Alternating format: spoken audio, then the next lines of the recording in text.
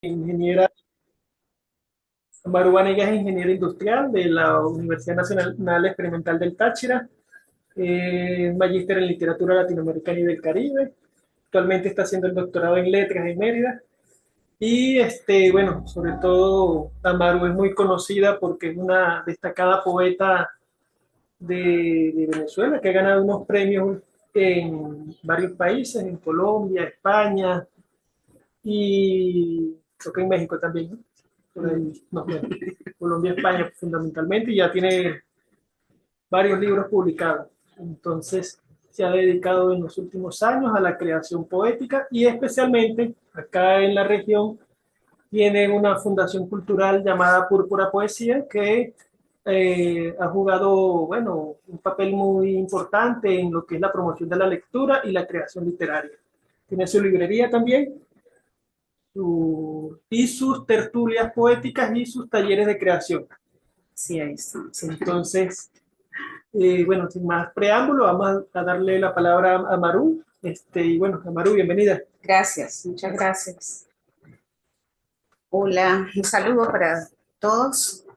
Estamos aquí comenzando esta aventura que me encanta porque, bueno, siempre compartir en los espacios en los que también nos hemos formado es súper interesante porque uno ya tiene como otra visión de las cosas, pero también es necesario conectarse con esa parte cuando valoro mucho todo el encuentro con la literatura desde la mirada de esta maestría.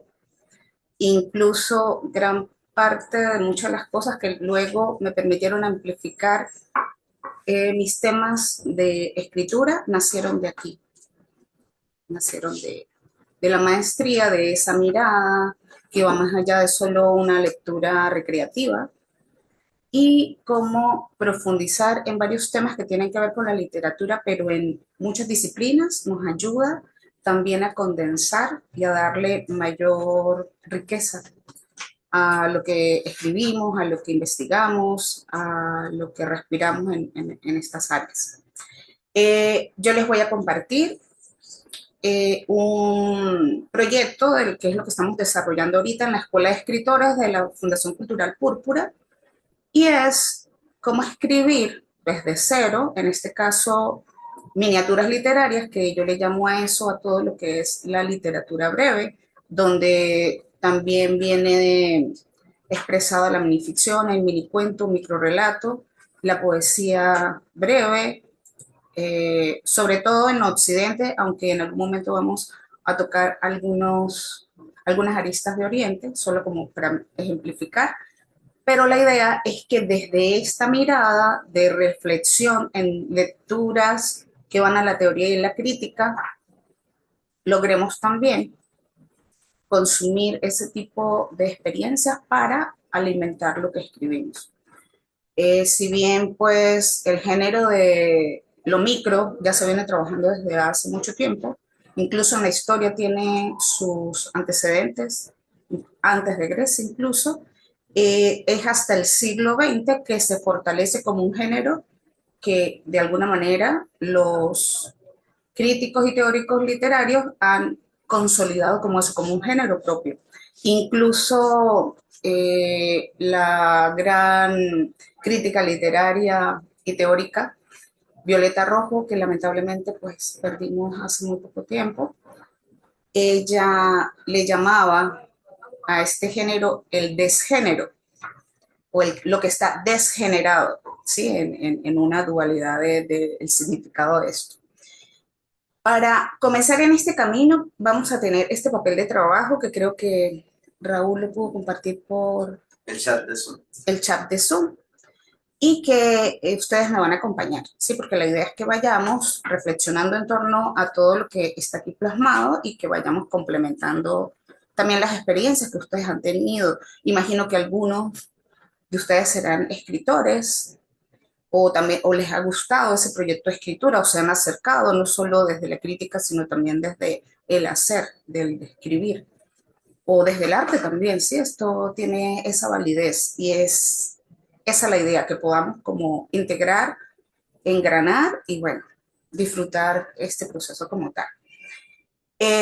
Para comenzar a hablar un poco de qué va todo este tema de nuestro seminario, que ya el profesor Camilo les compartió el programa completo, en estas sesiones vamos a hacer trabajo de lectura, de reflexión, van a tener que leer algunas cosas en particular para que luego aquí las podamos disertar, pero también vamos a tener espacio para creación. No es solamente un seminario para hablar sobre, sino para ser parte de ese proceso creativo como tal y dejar allí, o experimentar allí, o profundizar allí, de manera que logremos vivir una experiencia más plena, más amplia.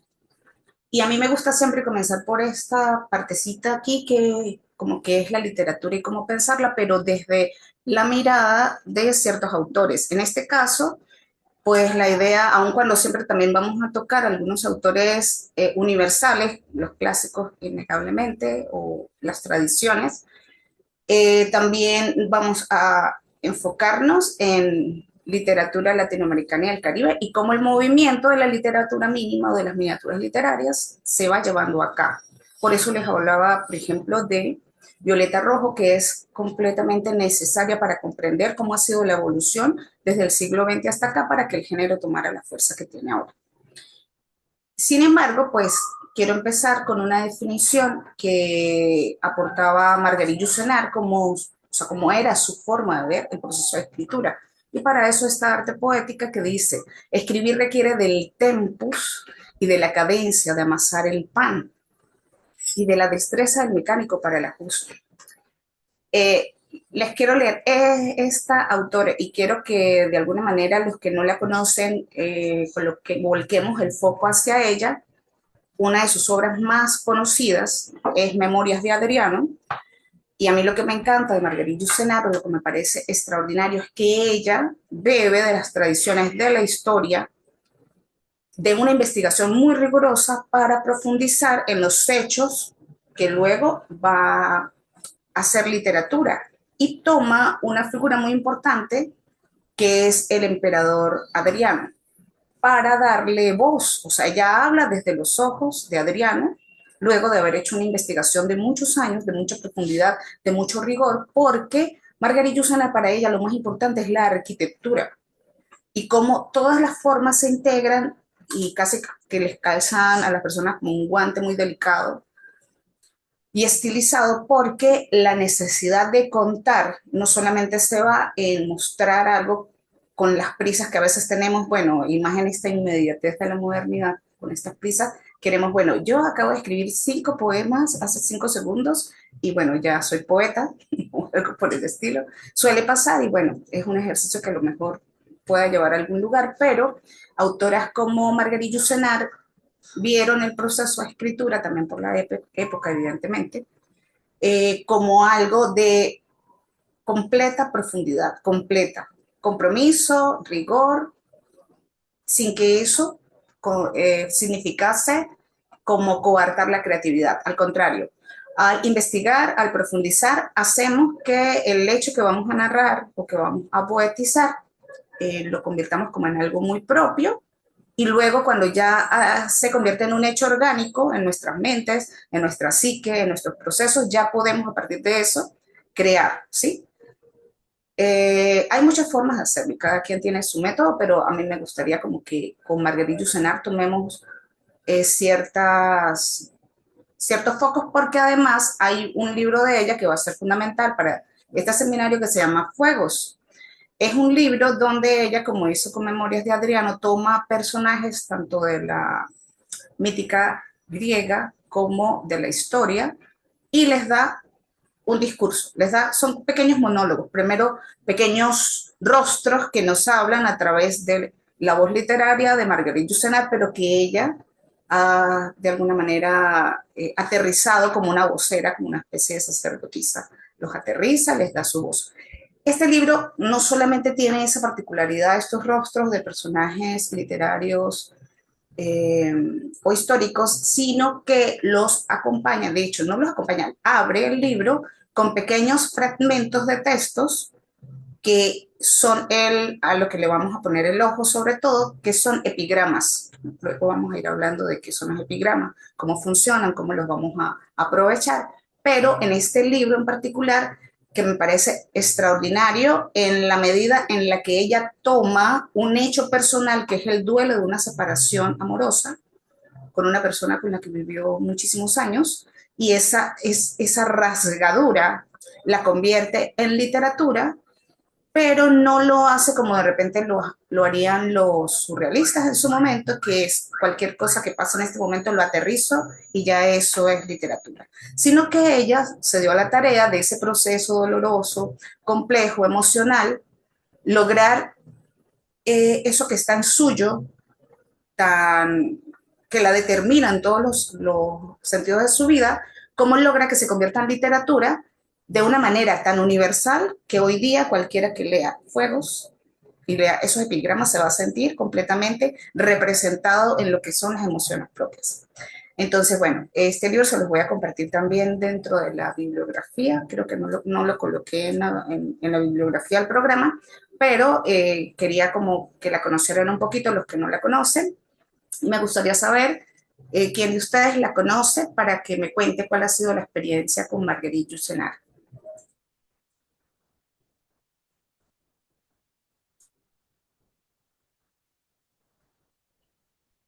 Profe, escucha.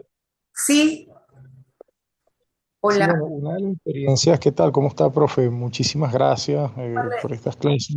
De verdad que sí.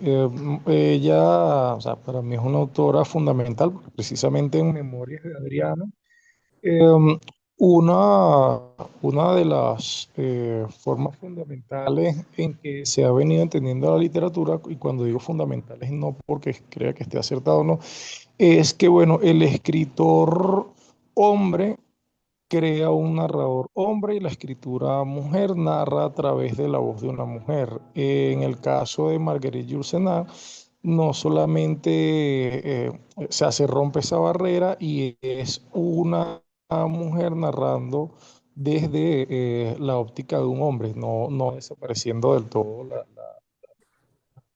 de la mujer sin duda, pero ahí es Adriano hablando, es Adriano convirtiéndose en esa voz narrativa que lo va llevando. Y ella es fundamental en cuanto a todo lo que tiene que ver con la novela histórica, porque claro, está muy bien documentada. Si no recuerdo, ella fue la primera mujer miembro de la Academia Francesa de la Lengua y después vino Jacqueline de Romilly, es fundamental. Sí, Marguerite Yourcenar dejó un legado no solo desde el punto de vista literario como tal, como creadora, sino también como investigadora y sí, o sea, yo pues no creo mucho en esto de que los hombres narran como hombres y las mujeres como mujeres, porque creo que un escritor narra como profundiza y logra construir sus personajes.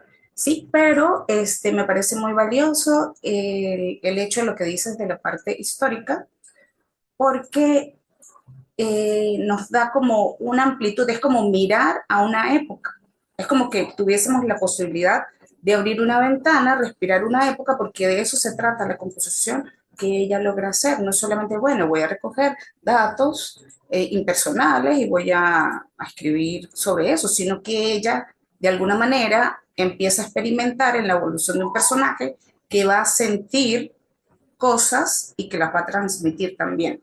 Porque, o sea, casi toda la obra de ella, cuando tú de alguna manera entras allí, rompe lo convencional, rompe, ay, bueno, ya sé que la novela moderna hace esto, ya sé que de repente hay otros métodos o hay otras experiencias, ella de alguna manera te lleva a ese lugar. O sea, vivir como, o sea, no solamente narra como Adriano, nos lleva a pensar y a sentir como Adriano.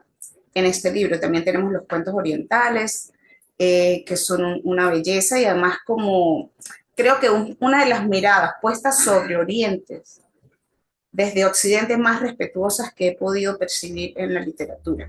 Sí, porque por ejemplo cuando nosotros exploramos de la literatura oriental, digamos de Asia, el haiku, y de alguna manera pues tratamos de comprender la naturaleza del género y luego intentar escribirlo, pues es un proceso muy complejo que quién sabe si de repente cualquier persona que haya sido criada en Occidente pudiera llegar a ese grado de espiritualidad que sí lo tiene intrínsecamente ya de por sí Japón. O ¿sí? O sea, si ya ellos lo tienen como parte de su cultura, entonces ya ellos, el haiku es algo de ellos y que nosotros vayamos a mirar allí y a observar o a analizar y luego a escribir, pues creo que es una tarea bastante ardua, que, por ejemplo, cuando ella escribe los cuentos orientales, no se da la tarea de quizás usurpar la mirada oriental, sino como desde Occidente podemos acercarnos a eso que no conocemos y disfrutarlo al menos. Y así sea de manera superficial o habrá quien pueda profundizar en ellos. Y entonces esa capacidad que ella tiene como de una suerte, diría yo, como de traductora, pero no de una lengua a otra, sino de una cultura a otra, en tanto lo que tiene la cultura en toda su amplitud y toda esa cosmovisión, todo ese sentir, todo ese legado que no se puede separar de lo puntual y de cada ser como tal. No pude ver cuál era tu nombre, disculpa. Joiner. Joiner, bueno, un gusto. ¿Alguien más ha leído de Margarillo Senar que nos quisiera comentar?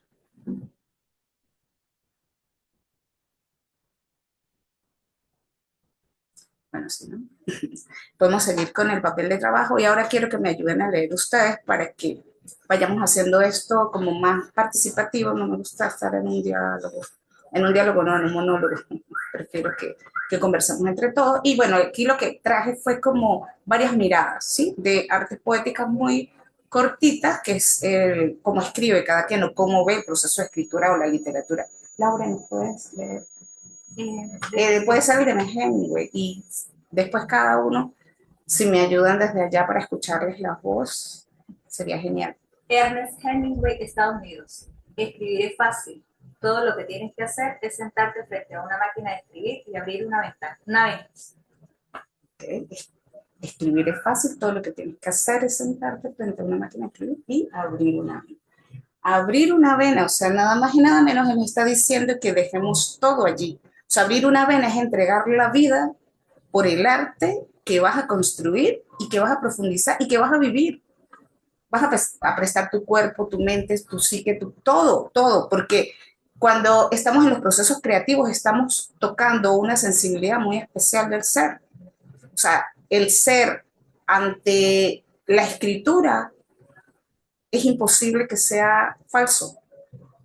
Creo que en ese proceso el ser humano es cuando más se conoce a sí mismo y cuando más honesto tiene que ser porque no hay otra posibilidad, o sea, no lo puede hacer de otra manera.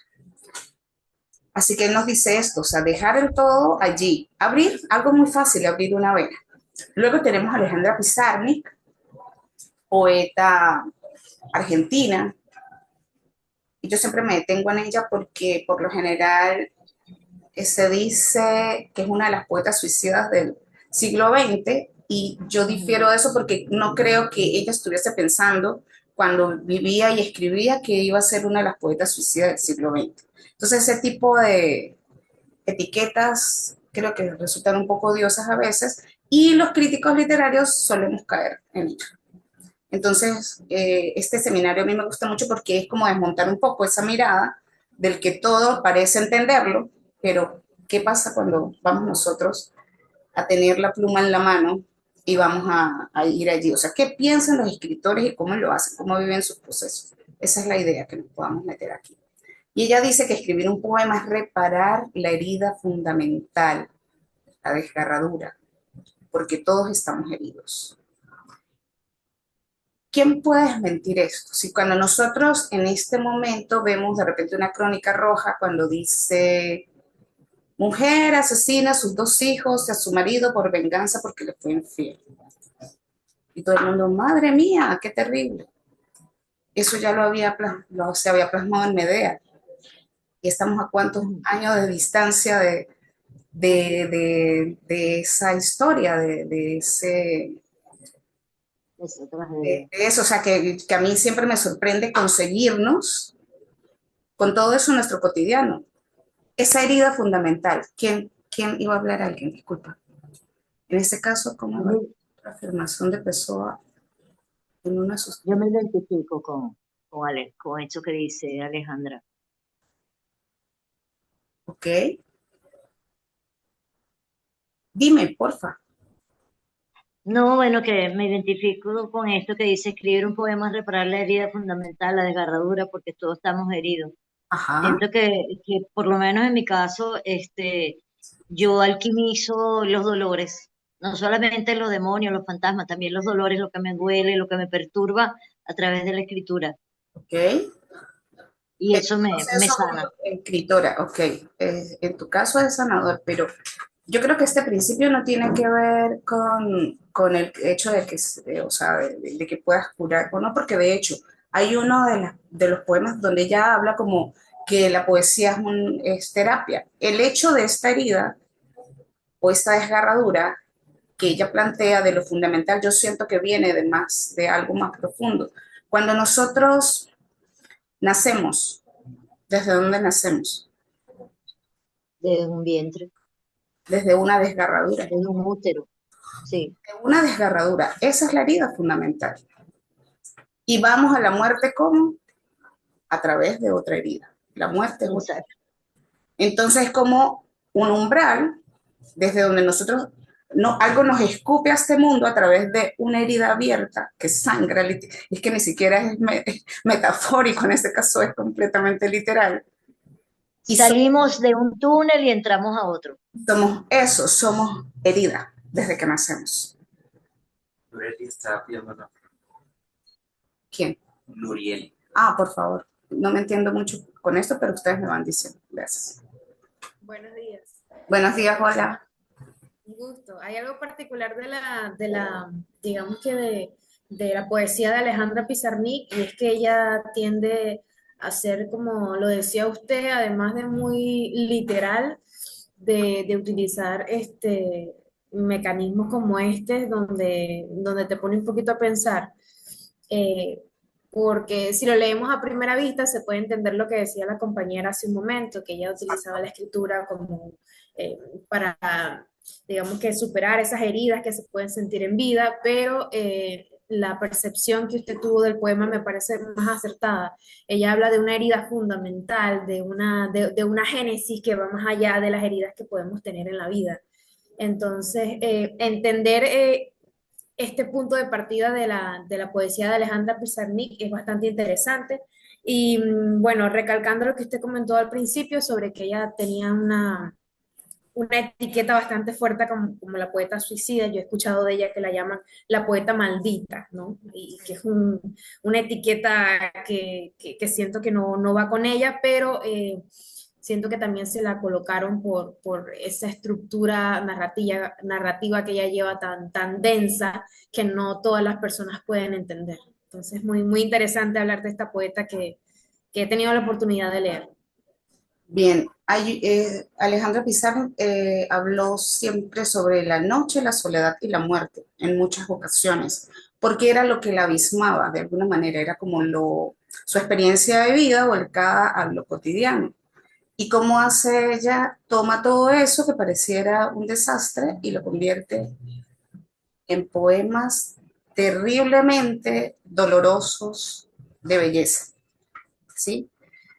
Uno tiene varios nocturnos, hay varios poemas suyos que se llaman La Noche, pero hay uno que dice, poco sé de la noche, pero la noche parece saber de mí. Y más aún, me asiste como si me quisiera, me cubre la conciencia con sus estrellas. Tal vez la noche sea la vida y el sol la muerte. Tal vez la noche es nada y las conjeturas sobre ella nada, y los seres que la viven nada. Tal vez las palabras sean lo único que existe en el enorme vacío de los siglos que nos arañan el alma con sus recuerdos. Pero sucede que oigo a la noche llorar en mis huesos su lágrima inmensa delira y grita que algo se fue para siempre. ¿Alguna vez volveremos a ser? Y es ahí donde ella nos contiene, ¿sí? En ese pequeño universo que crea, que nos estalla como una bomba hormonal, algo que nos estalla en el cuerpo. Es un tipo de literatura que jamás puedes, o sea, que jamás puedes pensar en ella como algo superficial. Y creo que en esa misma medida, por eso les decía, estamos aquí en un proceso de entrada a una experiencia donde vamos a tomar la literatura no solo como algo que yo observo desde afuera, sino algo en lo que voy a entrar como inmersión de cuerpo entero. Todos vamos a estar aquí en ese sacrificio de entrada, o sea, vamos a llevar ese rito de alguna manera, como lo planteaba Yourcenar, que era todo elegíaco, ¿sí? Somos eso, esa es nuestra realidad como humanos, o sea, nosotros no somos algo distinto a eso, nosotros somos ese mito que nos narra, porque lo que narra el mito es lo humano. ¿Quién quiere leer la pequeña arte poética de... Yo, Perdón, ya va, voy a leer aquí, es que no estoy acostumbrada a ver los comentarios, perdón, voy a ver, dice, en este caso, ¿cómo evalúa usted la afirmación de Pessoa en uno de sus ajá, heterónimos. sí, cuando el poeta es un fingidor? Bueno, porque de todas formas, ya nada más conteniendo uno de los heterónimos, ya ahí se está fingiendo. Pero es que hay una verdad que está más allá de eso, es esa que te desnuda. O sea, cuando tú eres un rostro que leen otros, es lo que interprete cada quien, ¿sí? La Alejandra Pizarnik que yo leo no va a ser la misma que lea Laura, que leas tú, Joyner, o no va a ser la misma que lea Camilo, ¿sí? Pero la que ella era, en esencia, era desnuda. Ella desnuda con toda su única verdad frente a eso, como es que los escritores estamos completamente fragilizados ante eso tan gigante que es la literatura que nos sobrepasa. Allí no hay forma de ser otra cosa que no seamos nosotros mismos. Todos los rostros, como digo, que vemos, que leemos desde afuera, evidentemente pues son máscaras, son como cuando nosotros hacemos los juegos de roles cotidianos. Ahorita soy mamá, pero entonces a la mamá no se le permite hacer tal cosa. Ahorita soy hijo, así que tengo que obedecer. Ahorita soy escritora, así que no puedo decir. No, es lo que hablamos acá, van lecturas mucho más al corazón o a la médula de las cosas. ¿Sí? Cuando vamos a ver, como decía, no recuerdo quién, uno de los autores, que por ejemplo, que cuando el poeta habla de la cosa, sea lo que sea su objeto de escritura, es la cosa, se convierte en eso, ¿sí? El escritor como tal, y ya vamos a aclarar algo con el tema de lo poético, porque solemos pensar, bueno, que la poesía solamente es aquello que pertenece al universo de la lírica, y resulta que la poesía es algo que viene con la creación. De hecho, su primer significado en Grecia es la poiesis, y es el proceso que ocurre cuando algo que no existe, viene alguien y lo crea. Y lo creo. Entonces, aquello que no es pasa a ser por el intermedio de alguien que es el creador. Y eso es con todo proceso creativo, todo. El artesano, el poeta, el coreógrafo, el cineasta, todo. Aquello que no, ni siquiera en la mente de alguien puede ser que exista o está, pero no se ejecuta. Solamente van a ser en el momento que llega el que lo transforma. Entonces, ahí un poquito más arriba, Raulito, porfa, que está como la definición al comienzo.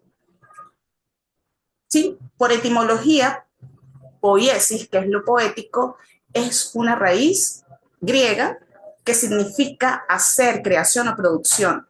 La poesía hace o construye una realidad a partir de las palabras y se entiende como todo proceso creativo. Luego vamos a ver con más calma cómo lo define Platón y cómo ese proceso pasa a ser también desde la posesión, ¿no? Se habla de la posesión de las musas, de la posesión bueno, varias, todas las que él plantea también. Entonces, no sé si alguien había preguntado algo más. Yo Okay. no pregunté, no, que iba a leer. Ok.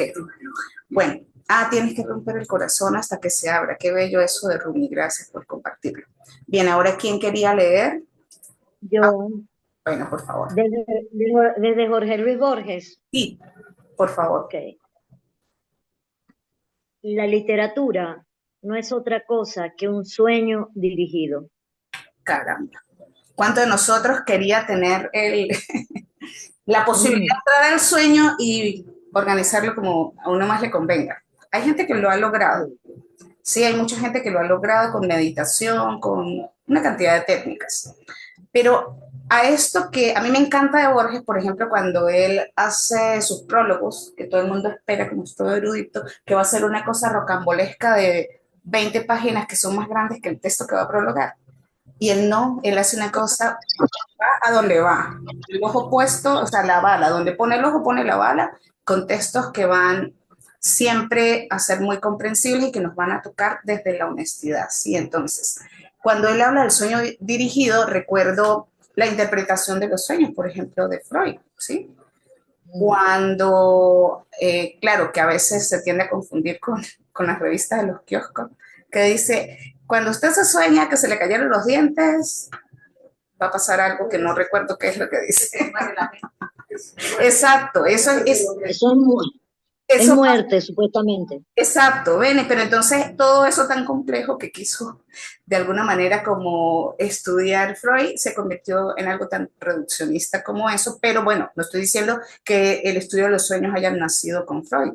Todas las mitologías estudian los sueños, todas, todas. De hecho, muchos de los oráculos vienen a través de los sueños.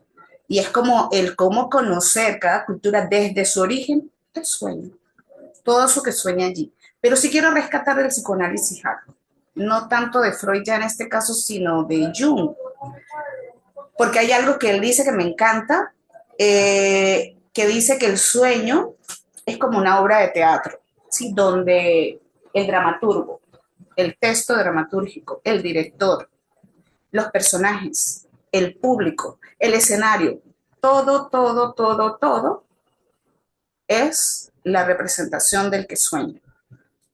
¿Qué quiere decir con esto? Que si de pronto yo me sueño con mi mamá que está bajando las escaleras y se cae, no es que a mi mamá se le va a partir una patica cayéndose a la escalera, sino que a lo mejor hay algo de mi mamá que yo tengo atravesado por alguna cosa, para bien o para mal, que me hace algún tipo de contacto o reflejo para que yo trate de comprenderme un poco más a mí. Hay algo ahí que me está dando como una alerta o me está haciendo señales de humo para que yo comprenda algo propio, porque al fin y al cabo es comprender nuestra propia psique, que es una de las cosas más difíciles y espeluznantes que pueden ocurrir al ser humano, conocerse a sí mismo, ¿sí? Que desde todos los puntos de vista de la antropología, la filosofía y para de contar, se ha tratado de llegar a ese lugar. Entonces, en este camino que nos plantea Borges del sueño dirigido, es como que nosotros tuviésemos ese control. Y sí, de alguna manera nosotros, pero es que no solamente el control y los derechos sobre el sueño, sino también un deber fundamental, entrar en ese sueño a dirigir algo, una batuta, como una producción cinematográfica, como un texto para un ensayo, como un texto dramatúrgico que tiene dos lecturas. Tiene la lectura cuando yo lo leo sencillamente, sin representar, y tiene la lectura del director que asume la puesta en escena y resignifica lo que ese texto dramatúrgico está proponiendo. Lo que les quiero decir con esto es que esa imagen que nos da Borges es intensa, que no nos la tomemos como tan superficial por lo corta, por lo que sea, sino que así nos juega la literatura y la escritura. Incluso, a lo mejor ya lo hagan, pero les voy a contar algo. Hay muchas de las cosas que yo he escrito que están en mi poesía y en mi narrativa que son originalmente sueños. Que son sueños que he como logrado aterrizar y transformar o trabajarlas como un proyecto editorial. No todo lo que yo sueño he logrado eso, pero con grandes cosas que he logrado escribir, o sea, que he logrado recordar, porque eso también tiene el sueño. Cuando despiertas de un sueño, lo recuerdas por completo. Un minuto después ya has perdido casi el 50% de la capacidad de recordar. Entonces nos valemos de varias cosas. Yo apenas despierto así, todo ahí tengo el celular al lado y lo grabo en una nota de voz y me lo mando a mi propio chat para después tratar de entender qué fue lo que dije porque dormida no se me entiende nada y escribir todo eso para luego trabajarlo de alguna manera como autoconocimiento pero también como proyecto editorial. Hay una poeta paraguaya, se llama Shirley Villalta o Villalba. Ella escribió, bueno, ella escribe así, ella escribe sus sueños. Ella dice que todo se lo dictan los sueños. Y en sus sábanas blancas, en su cama, ella tiene un lapicero y apenas despierta, escribe con el lapicero el sueño en las sábanas. De allí nació un libro que se llama Animal Marcado. Está en la red y lo pueden buscar. Yo no sé por qué la cultura paraguaya se desconoce tanto. Bueno, yo no voy a echar al resto del mundo en este saco, sí, pero de mi ignorancia con respecto a la cultura paraguaya, pero uno ve cantidad, listas enteras de poetas, argentinos ni se diga, chilenos ni se diga, para de contar, pero siempre he sentido que el Paraguay es como si fuese una cosa que no fuese ni remotamente cercana a nosotros y que incluso comparte con nosotros la misma lengua. No pasa ni siquiera con Brasil o no pasa en las Antillas, porque por ejemplo conocemos a muchos autores que incluso hay premios Nobel en todas las islas de las Antillas con lenguas distintas a las nuestras, holandés, francés, inglés. Y el Paraguay, yo siempre he tratado de investigar, pero siempre es muy poco lo que logro encontrar. Y bueno, ahí está como hallazgo con Shirley, que sería interesante que también escribe cosas muy cortitas. Entonces, hay por allí algunos de los ejercicios que lo vamos a hacer a partir de este libro de ella. Bien, ¿han escrito algo más? Ok, chévere. Seguimos con, ¿quién quiere leer a Octavio Paz? Yo. Bueno. Octavio Paz, México. El poema es un animal que se sueña a sí mismo. Volvemos al sueño. Y el universo de Octavio Paz es impresionante, también no solo como en la escritura, sino en la teoría. La llama doble creo que podría funcionar como un manual de traducción de cómo entender la poesía, pero no entenderla solo con la cabeza, no solo con la razón, sino cómo me dejo atrapar, me dejo seducir, me dejo arrobar por lo poético desde significados más profundos que los superficiales, ¿sí? Que también tiene que ver con el sueño. Y si ya nos proponía Borges o nos decía que era un sueño dirigido, pero aquí me sueño a mí mismo, quizás la estaba pegando donde era en la Diana Jung cuando decía esto del sueño sobre nuestra propia interpretación. Así que eso me encanta, que podamos hablar desde varias miradas y que podamos dar opiniones. Amo la llama doble. Es un ensayo extraordinario, pero jamás ni siquiera entras como a un ensayo, entras como a una experiencia sensorial por completo. O sea, tú quemas ahí todas las llamas en tu propio cuerpo, en tu propio pensamiento. Es una de las cosas más eróticas que he visto, he leído. Escuché a una chica citar a un chamán que decía, pobres los blancos. Sí, qué belleza.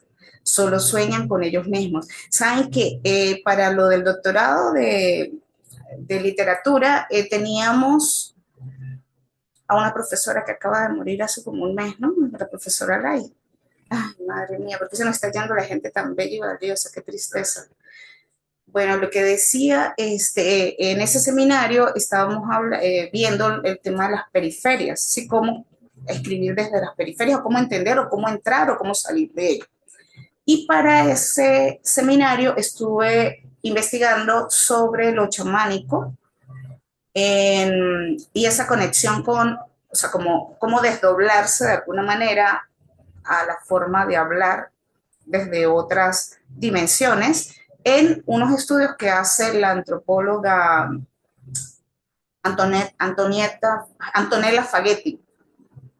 Y hablas es precisamente algo como lo estás diciendo, sobre el sueño y cómo el sueño no es no es lo protagónico, no soy yo hablando de mí, solo de mí como estamos acostumbrados a hacer en Occidente. Yo hice tal cosa, yo no sé qué, estoy hablando yo también en primera persona. Pero entonces estas citas nos traen también a vivir la experiencia de otro lugar que es más comunitario. Quizás no, o sea, también se vale la soledad, también se vale el aislamiento, pero también entender que no es a nosotros a los únicos que nos pasan las cosas. Que casi siempre cuando se comienza a escribir, lo que hacemos es como vomitar todos los malestares emocionales de me dejaron, me caí, o sea, como eso, pero de una forma tan poco imaginativa. Y resulta que la creación nos lleva a ese lugar que es mucho más espeso, profundo, de una densidad que, o sea, como que de alguna manera te recoge y te hace respirar en otra dimensión, o sea, como en otra forma, no con lo liviano que nosotros, ay, bueno, ahora ya vemos los atardeceres como, ah, bueno, un atardecer más.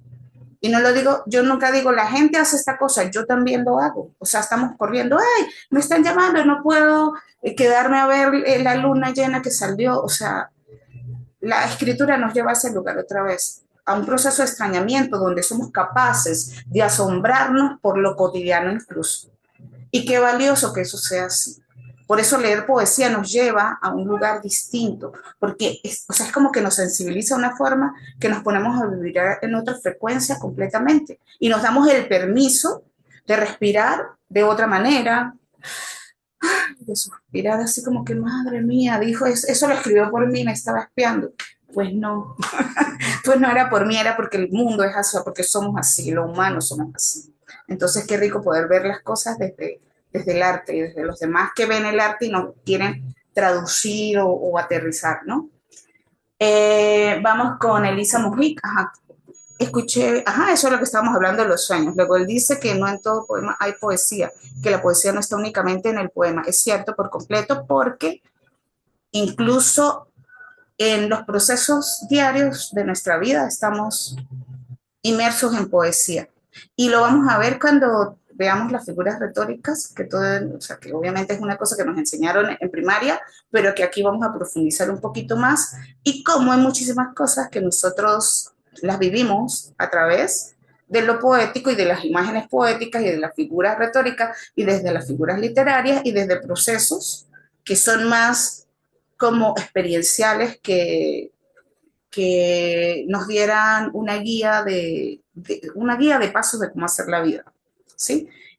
Tiene una capacidad el arte de enseñarnos algo que no se nos va a olvidar nunca por las experiencias completamente sensitivas que se logran allí. En los sueños, al igual que la literatura, se alimenta de nuestros miedos también. Eso lo planteó Freud, en principio, que son nuestros temores, que son todo lo que reprimimos y que son todo aquello que anhelamos pero no nos atrevemos a buscar. Y bueno, ya pues yo siento que sí se quedó un poquito corto, pero bueno, fue el pionero, ¿no? En ese sentido que de alguna forma lo llevó a lo académico. ¿Quién quiere leer a Elisa Mujica?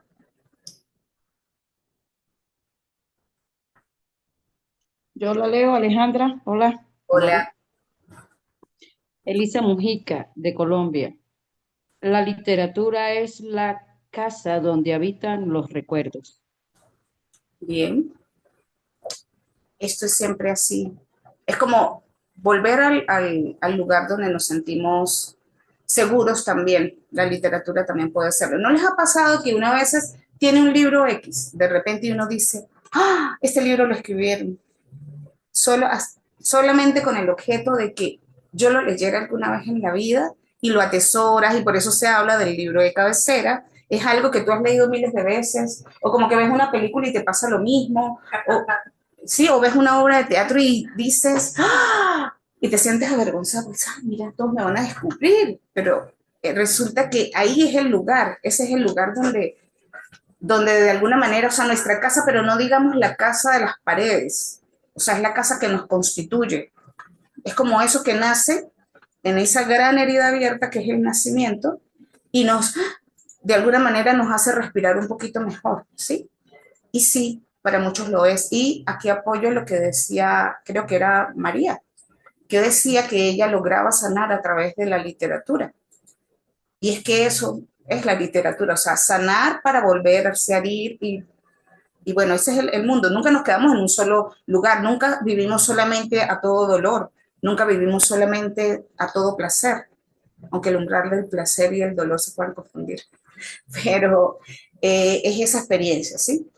Stephen King, me da risa a veces ponerlo porque la gente, bueno, pero es que, como dijo uno de sus hijos, dice que cada vez que estornuda hace una novela.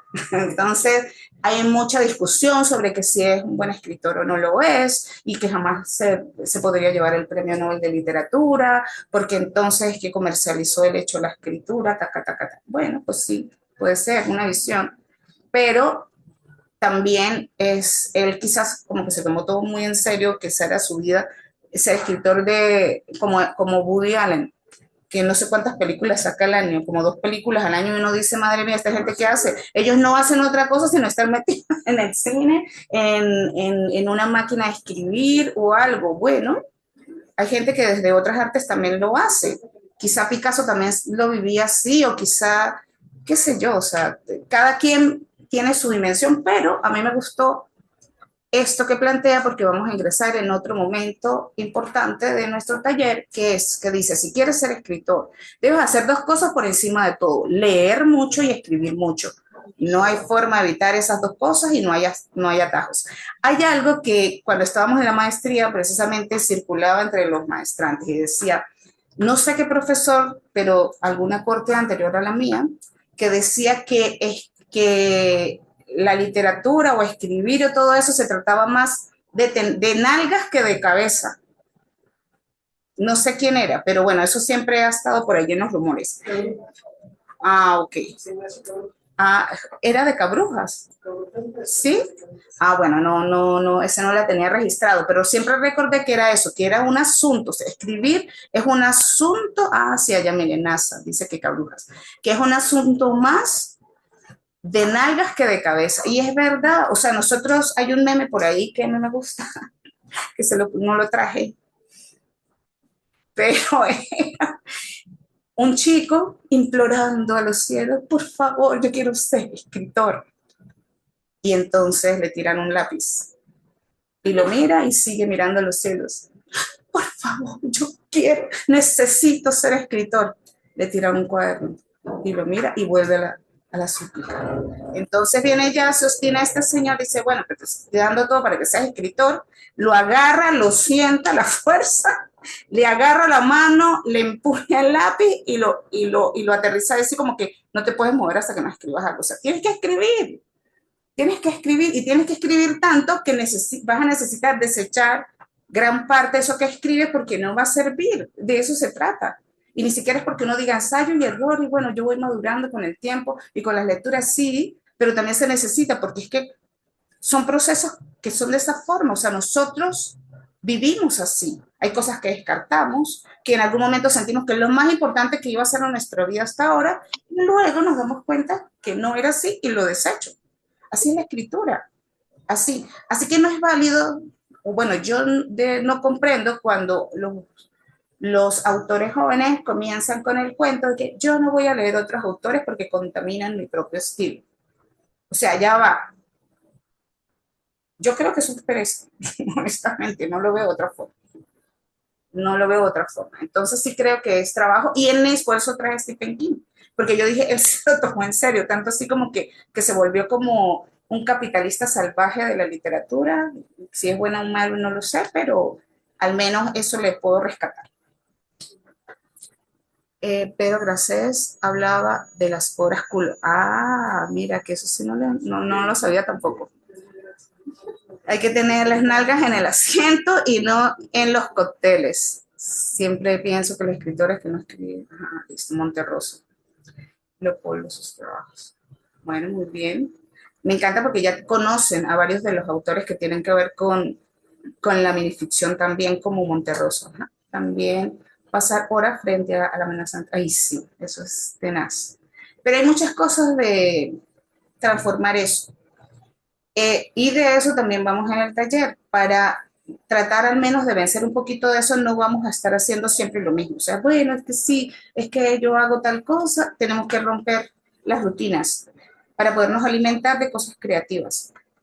O sea, hay que tener un oficio, eso es innegable, eso es lo primordial. Yo tengo que tener, incluso hay personas a las que nos funciona mejor tener como un hábito que se haya logrado formar, de un horario específico para poder lograr cosas. Hay personas que no lo pueden hacer, pero tienen otra forma de enfrentarse a las páginas, ¿sí? Yo sí creo que sí hay que hacer ambas.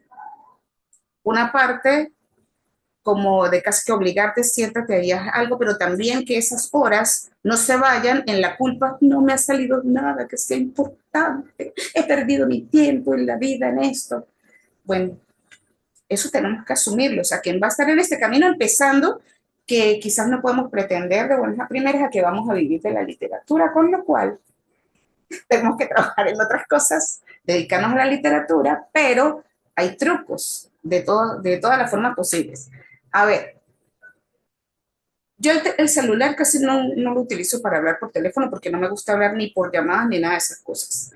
El celular para mí se ha convertido con las notas de Keeps de Google, cualquier cosa que pueda ser relevante para mí o no, que me interese, una imagen, un destello, cualquier cosa, algo que bajó, subió y volvió a conectar, lo aterrizó ahí como notas, notas, notas, notas, notas, y después todo ese material, que eso sí pudiera ser el proceso valioso de los surrealistas. Los surrealistas se sentaban de repente en un café y escuchaban a las otras mesas hablar, las personas, y cualquier cosa que se les filtrara por el ir y venir del viento y las palabras, lo bajaban allí, pero ya eso era el poema, o ya eso era el texto, o de repente todo lo que soñaban y lo lograban bajar y de allí ya era eso.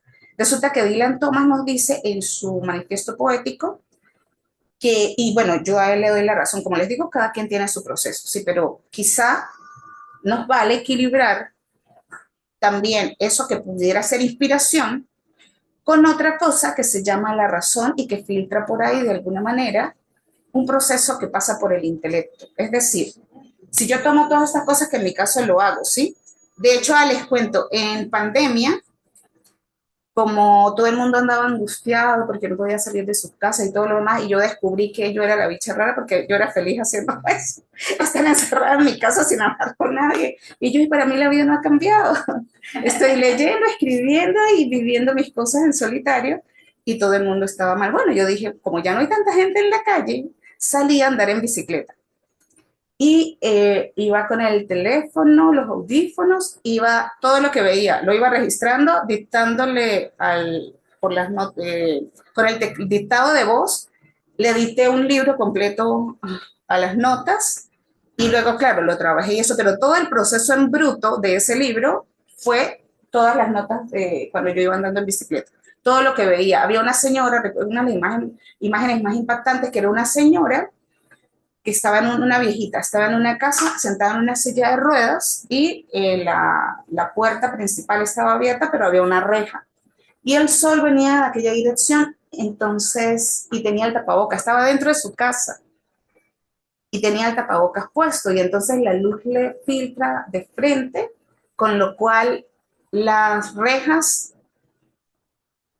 le marcaban la visión desde afuera. Yo lo que veía eran unas rejas que estaban proyectadas sobre su rostro y la mirada de ella hacia el vacío. Y esa imagen para mí fue, madre mía, demasiado potente, y bueno, ahí se hizo un trabajo con esto. Pero entonces, lo que siento que pudiera pasar es como que si nos vamos a María Zambrano, cuando ella habla de la razón poética, donde ella dice, o sea, cuando piensa que lo filosófico y también lo emotivo se necesitan trabajar, se necesitan integrar y son parte el uno del otro. O sea, yo no puedo pretender la razón por un lado y lo creativo por el otro como si fuesen cosas opuestas. Se tienden a colocar como todo separado por completo, y resulta que más bien lo que nos señala María Zambrano es lo contrario, es como que una cosa no puede vivir sin la otra. Entonces sí creo que es necesario que tomemos en cuenta ese tipo de señales y que, bueno, como les digo, cada quien lo va a vivir como pueda, pero vamos a estar en ese momento. Clemencia Tarifa, no sé si la conocen, no les he preguntado por los otros, pero con Clemencia Tarifa tengo así como una intención muy especial. Es una poeta colombiana que nació en el César, una mujer que tuvo un gran amigo, escritor, dijo, casi toda la educación de un autor es fragmentada. Es tan importante la teoría como escuchar atentamente en el tren el vendedor de cuchillos. Totalmente. Y eso con el vendedor de cuchillos es maravilloso que lo traigas, Porque resulta, y lo de los disparadores creativos, porque ya voy a ir viendo allá. Cuando Luisa Valenzuela, muy amiga, muy cercana de Julio Cortázar, cuentista, que también ha escrito teorías sobre el cuento. Ella cuenta una historia donde una vez se quedó bloqueada con un cuento que le parecía que estaba quedando espectacular, pero al final no lograba dominarlo, no lo encontraba. Y eso la tenía atormentada. Después de estar en mucho encierro, se va fuera de su casa como para respirar un aire y ver otra cosa, de manera tal que vuelva a ver si lo puede complementar. Se sienta en un parque y un señor se sienta en una de esas bancas de parque, se sienta al lado y empieza a hablar con ella como si fuese su amiga, así como muchos hacemos. ¿Qué tal el clima, no? Hoy va como a llover. No, pero es que esas cosas que uno tiene que hacer en la gasolina. Bueno, en ese cuento el señor le estaba tratando de conectar de alguna manera y ella, así como que, cállate que yo estoy tratando de aterrizar mi final aquí y tú me estás interrumpiendo. O sea, le daba la espalda y hacía, eso es un loco que está hablando, y ella miraba para otra parte. Entonces le decía, no, pero, y seguía hablando con ella, no, porque cuando yo estaba en Uruguay, no sé dónde, qué tal. Y ella, uy, qué fastidio este tipo. Hasta que de repente dice, bueno, lo va a hacer caso porque si no, no se va a ir de aquí nunca. Y él le cuenta una historia, él le cuenta sobre la flor de Irupé, que es una planta de como un loto, estas plantas acuáticas, que hay en uno de los parques, también es al sur, y cada hoja, es como cuando uno ve las comiquitas que hay un sapito que salta de una hojita a la otra, así que son rizomas los que lo sostienen abajo, y siempre son como pantanos. Bueno, solo que estas hojitas, cada una tenía de diámetro como 1 metro. ¿Cómo? No, sí, no. Es como un loto, pero la hoja de específicamente es tan amplia que en ese parque a veces pueden llegar a colocar a un niño que pese 15 kilos y lo sostiene. Entonces, parece un plato, como este plato, un plato, y el niño, el peso lo sostiene, y lo que hay abajo son un rizoma que llega hasta el fondo del pantano, ¿sí? Y resulta que él echa el cuento de todo eso, y ese era el final del cuento que necesitaba Luisa. Esa parte fue lo que logró darle la luz para que su cuento se convirtiera en algo magistral. De eso se trata. Si nosotros todo eso que tenemos lo vamos a integrar siempre. ¿Bien? Bueno, con Clemencia Tarifa les contaba que es muy importante, les voy a pasar un libro de ella, porque muy pocos la conocen fuera de Colombia, y ella dice, la poesía es un cuerpo que sangra, pero canta. O sea, no podemos condenar, bueno, no sé, cada quien lo vive a su manera, pero ¿por qué no tomar aquellas cosas que nos atraviesan como esa herida del humano, a lo mejor para intensificar eso en un texto que quede más doloroso, o darle otra vía? Por ejemplo, la estética de Tarantino cuando hizo esta película, Era una vez en Hollywood, cuando él trae un hecho histórico, que de hecho eso es una herramienta de la ciencia ficción que se llama ucronía, cuando como autor voy al pasado y cambio algo que ha ocurrido antes y con ello el futuro se transforma, ¿sí? También lo utilizaron en el de la mariposa, el efecto mariposa. El efecto mariposa es mucho, en Volver al Futuro, ¿no? Si nos vamos a algo más comercial. ¿Sí? ¿Quién iba a decir algo? Perdón, no, Quentin Tarantino usa el asesinato de Sharon Tate. Ajá. Y lo recrea, pero le cambia el final. Yo creo que todos los que vimos esa película se lo agradecimos. Sentimos justicia, que se hizo algo de justicia. Bueno, él no hizo solamente esto con esta película, precisamente con la historia de Sharon Tate, la primera esposa de Polanski, que estaba además con un embarazo avanzado de 8 meses, y que fue apuñalada por la secta de Charles Manson, ¿sí? Sino que también lo hace con Bastardos sin Gloria, y lo hace con Django. O sea, él toma eso, o sea, él toma algo tan terrible que, o sea, y lo transforma en otra cosa. Le pone un poquito de comedia negra, o sea, como sea, él hace que eso sea posible.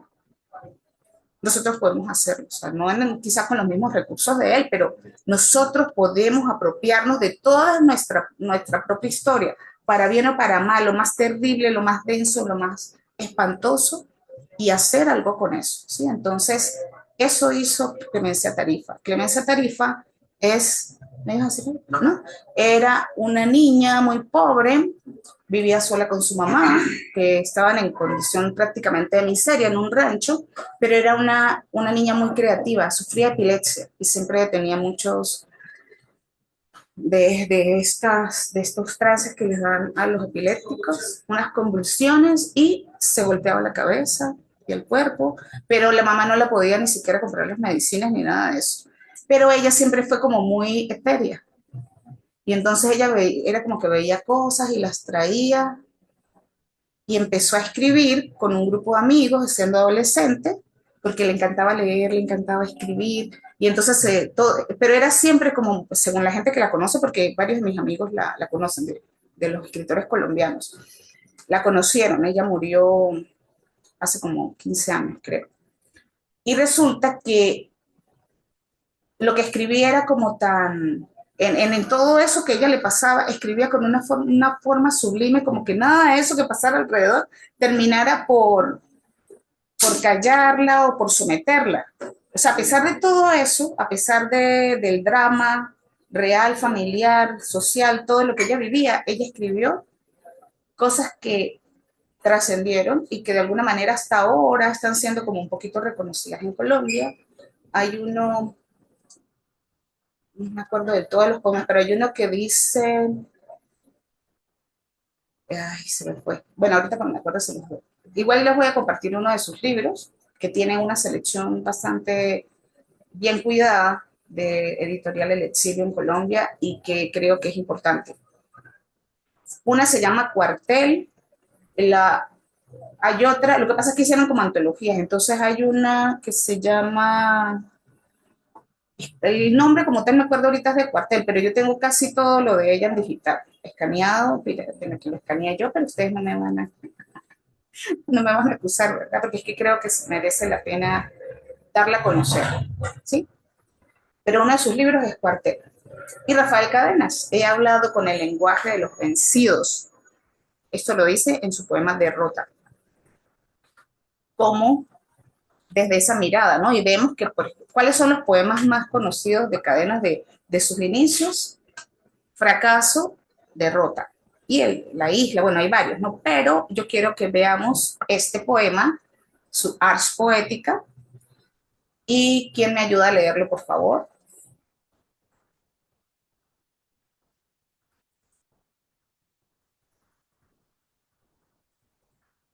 Yo, si me permiten, Sí, por favor. ajá, ahora te lo voy a poner un poquito, ajá. Ars Poética, Rafael Cadenas, Venezuela.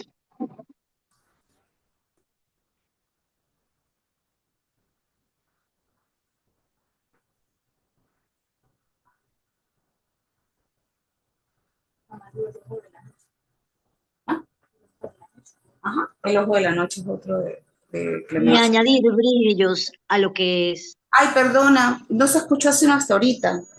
Tu voz. Ok, No empiezo se de escuchó nuevo. al Comienza, por principio. favor. Comienza, por favor. Empiezo de nuevo. Que cada palabra lleve lo que dice, que sea como el temblor que la sostiene, que se mantenga como un latido. No he de proferir adornadas falsedad, ni poner tinta dudosa, ni añadir brillos a lo que es. Esto me obliga a oírme, pero estamos aquí para decir verdad. Seamos reales.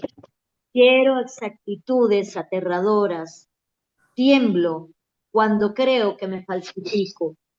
Debo llevar en peso mis palabras. Me poseen tanto como yo a ellas. Si no veo bien, dime tú que me conoces. Mi mentira, señálame.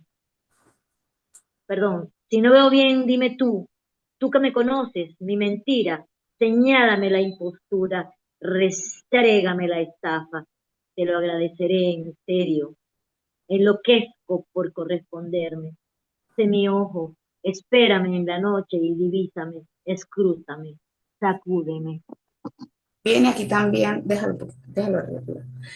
Aquí también vemos cómo en este poema, que es la arte poética de Cadenas, habla sobre ser sincero, ¿sí? O sea, no me permitas falsificarme, no, restrégame la estafa, señálame la impostura, te lo agradeceré en serio. Pero es que él hace algo magistral aquí, que yo no había visto antes. ¿Cómo comienzan las épicas griegas? Habla, o sea, que Comienza salve o musa, y ya inspirando la música, llamando la música. rogando por el poema. Un rezo de permiso rogando por el poema. Aquí Rafael Cadenas hace algo distinto, que es, si no veo bien, dime tú que me conoces, mi mentira es la musa a la que él va a cantar en ese momento, porque es, o sea, él va a pedir la fuerza de otro lugar, desde la carencia, desde lo que está como señalado como malo, desde lo que es supuestamente lo contrario a lo correcto, y él se regodea en eso. Yo siempre voy a tratar de fingir. Entonces tú que me conoces, tú mi mentira, porque tú sabes que cuando yo estoy diciendo mentiras, es como que yo me estoy viendo en mi propio espejo y te estoy diciendo a través de lo que escribo, espejo, dime, haz que diga la verdad. O sea, no me dejes falsear. La musa ya no es esa musa, porque entonces tratamos, ay, qué bonito es lo que escribes, y entonces todos son maripositas y cositas. No tenemos que trascender eso, la escritura va por otro lugar. A mí me encantaba cuando, bueno, me encanta cada vez que veo o escucho algo de Garrido, de Nelson Garrido, cuando muestra todo lo que tiene que mostrar del horror que le puede parecer a otros, del cuerpo, de los fluidos, de todo aquello que nos parece incorrecto, de cuánto nos vestimos, porque si a nosotros, bueno, yo también lo hago siempre, que cuando quiero verme bonita para algo que coloco en mis estados de WhatsApp, todo eso sonrío y nunca muestro algo como que estoy derrotada o dolorida o qué sé yo, o que, o sea, solemos mostrar lo más interesante, lo que atraiga más a los demás, no dejar ver como quién somos en realidad, nuestras verdaderas intenciones, esos secretos que van a morir con nosotros a menos que los vayamos a escribir, que los vayamos a mostrar, que nos vayamos a exponer.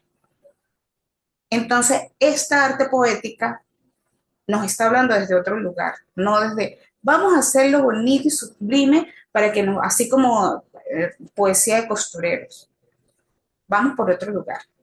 Y en esta historia donde vamos a escribir, todos juntos va a escribir un pedacito de la historia de este seminario, vamos a entrar así, vamos a entrar lo más desnudos que podamos a ese espacio para de verdad disfrutarlo, aprovecharlo, sentir en la profundidad de lo que nosotros vamos a escribir acá. Bien, por favor, bájalo un poquito.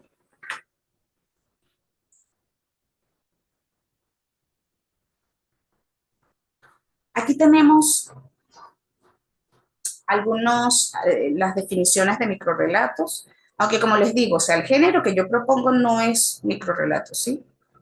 Incluye microrrelatos. Miniaturas literarias para mí, que es un término que no usa otra persona, pero que lo vengo usando desde el año 2019, con los proyectos que empecé a colaborar con una revista de Polonia, donde cada tanto ellos me piden que haga una antología de autores latinoamericanos para ser traducidos al polaco, y luego pues siempre para el Día de la Poesía o para el Día del Libro, siempre sea internacionales, siempre se hace algo con esos materiales que se antologan allí, ¿sí?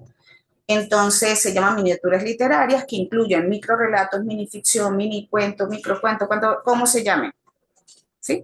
Que quien escriba haiku, aun cuando sea occidental, bueno, si el producto literario como tal merece la pena, pues entonces, bueno, van allí y es Y yo lo defino como eso, miniatura literaria, que tiene que ver también con poesía, con microcrónica, con, bueno, con esa mirada, la reflexión. Ahí entran epigramas, aforismos, para de contar. ¿Bien? Entonces, eso es más o menos como vamos a definir la estética de esto que tenemos, vamos a empezar a construir. Y sí me gustaría mucho que por favor me ayuden a leer, hay 2 párrafos que son de distintos trabajos de Violeta Rojo, pero me interesa mucho que le pongamos el ojo a Violeta. Hay unos PDFs que le compartí a Raúl, que me va a hacer el favor de hacérselos llegar a ustedes, sobre la teoría que escribió Violeta Roja, sobre, ella sí, sobre la minificción. ¿Quién me ayuda a leer? Bueno, yo misma. Ok.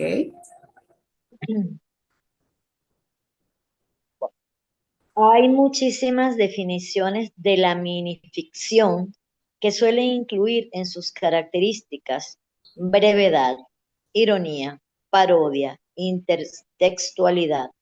Para mí, la minificción debe ser un texto breve, literario y desgenerado. Si no es breve o muy breve, ya no es minificción. Si no es literario, será una anécdota o un chiste, pero no un género literario.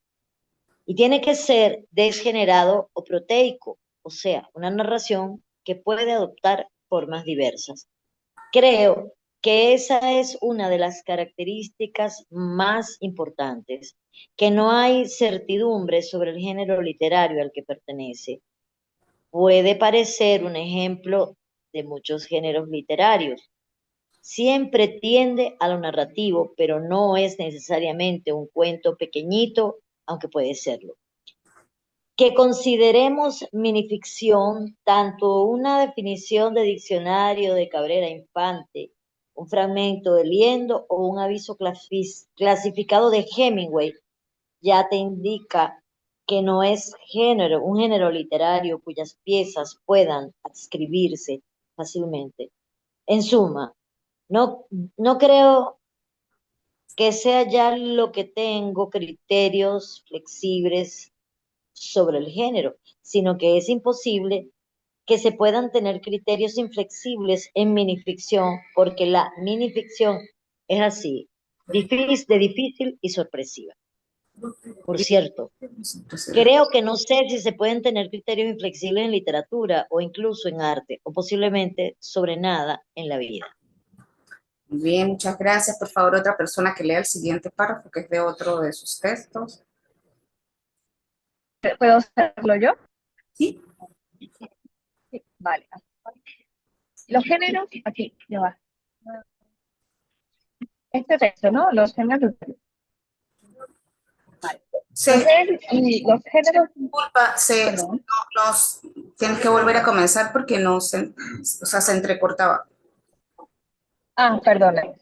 A ver, los géneros literarios son extraños y no se sabe para dónde va.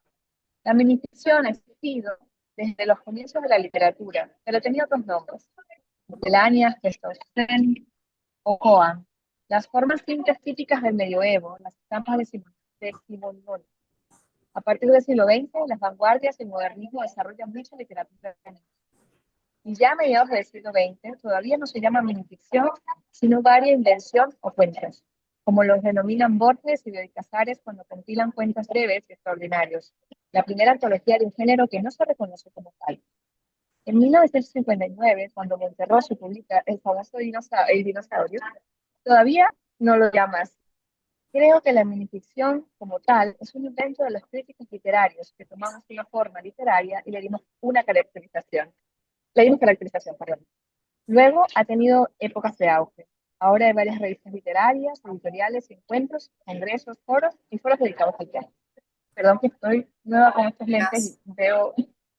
Disculpe. Bueno, ahí tenemos como una especie de abreboca de cuáles son los planteamientos de Violeta Rojo, pero vamos a profundizar en ello a través de las lecturas que ustedes van a hacer para que vengamos todos con los guantes puestos o sea, que vengamos sí, en una discusión más plena y eso, pero me interesa que conservemos al menos estos, lo que viene aquí, que son como una especie de características ahí medio resumidas. Laura, por favor, ¿lo puedes leer? Sí.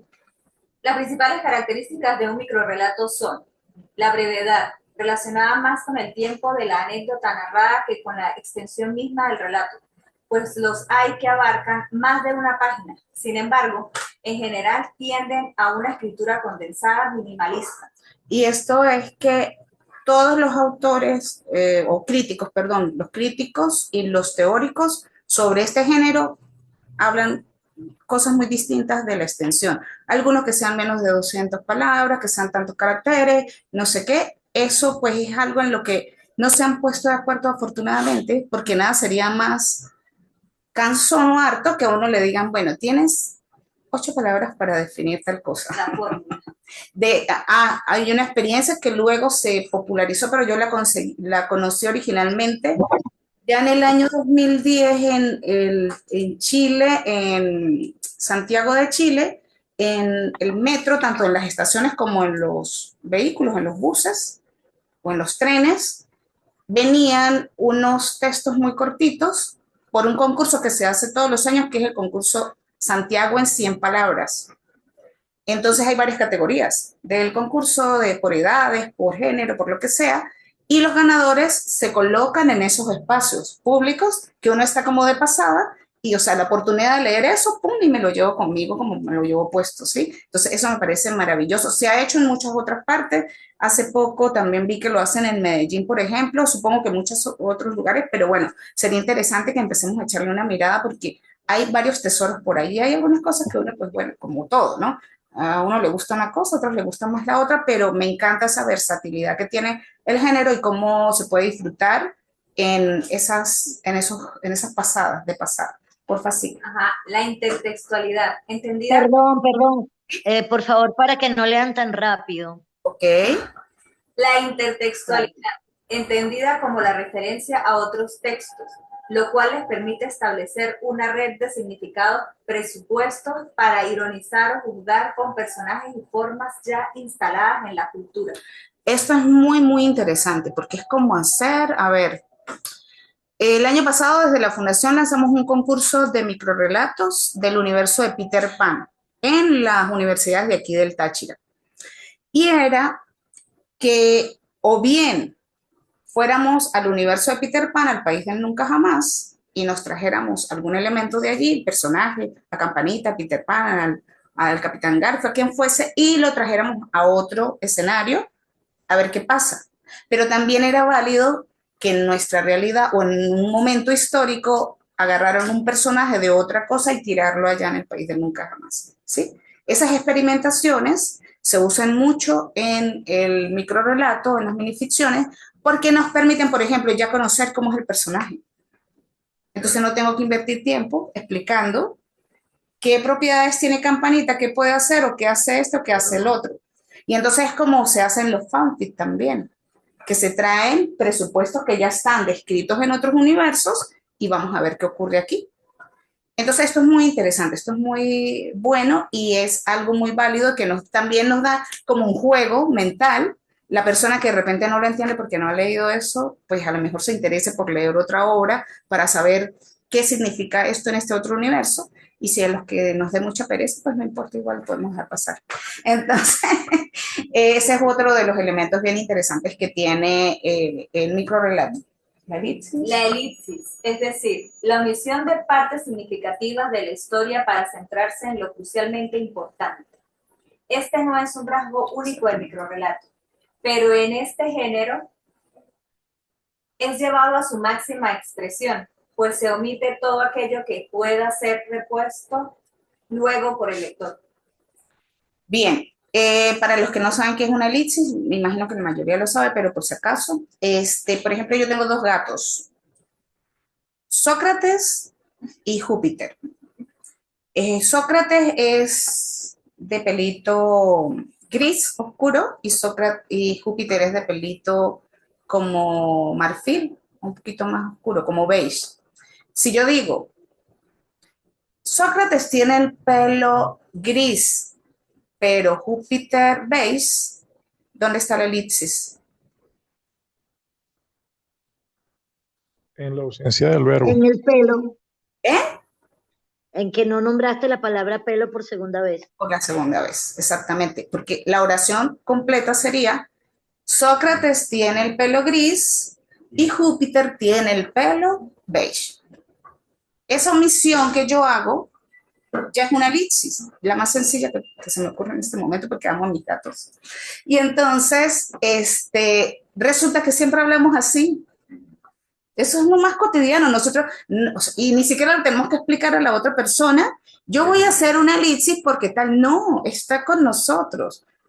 Igual que las figuras literarias, solo que a veces no sabemos cómo se llaman. Pero ¿por qué yo voy a esto otra vez? Ay, como qué pereza. Si yo ya vi eso tanto en primaria, luego en secundaria con la profesora Laura Castillo allá, y no sé qué, ahí me lo vuelven a remachacar, porque resulta que a veces quienes escriben no los conocen, o no lo saben poner a su favor, o no se acuerda qué significa. ¿Y qué pasaría si, por ejemplo, yo quiero hacer una mesa y no sé qué voy a utilizar?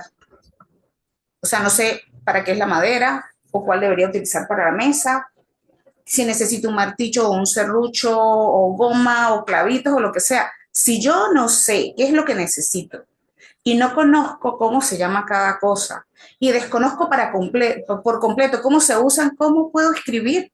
Sí puedo hacerlo.